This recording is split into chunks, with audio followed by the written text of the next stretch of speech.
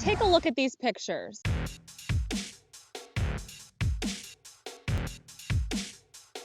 These slave auction posters were created by a group of 5th grade students from South Mountain Elementary School in South Orange, New Jersey.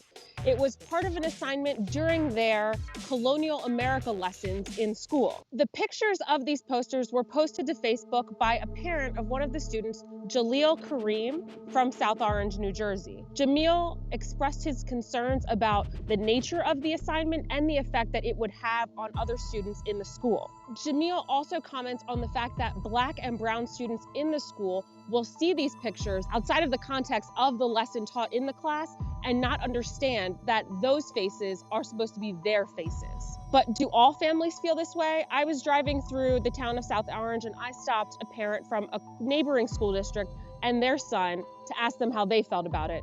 I think it has to be taught with context, and it has to be taught to age-appropriate students. Initially, Superintendent John Ramos defended the project, saying that the assignment served to give students a more comprehensive understanding of colonial America. More concerns were raised by other parents in the school district. Ramos then recanted what he said, brought in an outside source, an anti-bias expert. The anti-bias expert also defended the project, saying that it had been part of the school district for the last 10 years and that it was one of multiple options that students were given in order to complete this lesson plan. Schools all over America are asked to teach these lessons in their schools every single year, but there's a different way that you can approach it. I spoke to a teacher in Philadelphia who chooses to teach this lesson from the slave point of view. Slaves exhibited great strength during that time period. There was a lot of creativity that came about.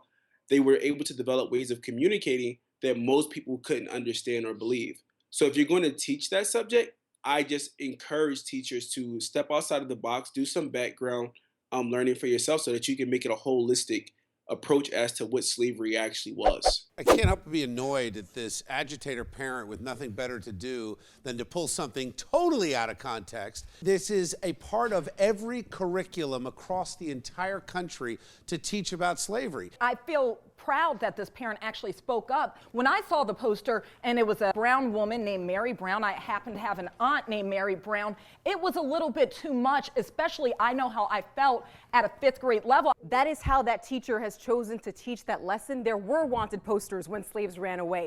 That all happened. You may not be comfortable with it, but you're not in 5th grade anymore. But there are a lot of parents who aren't comfortable with it, Sabeel. It's not a problem of what they're teaching in school. It was the fact that the posters were hung throughout the school for grades who are not privy to this information and who do not understand the context of what's happening. So they just see the posters and they see faces that look like theirs and they don't understand why these wanted posters are up. That's the real problem.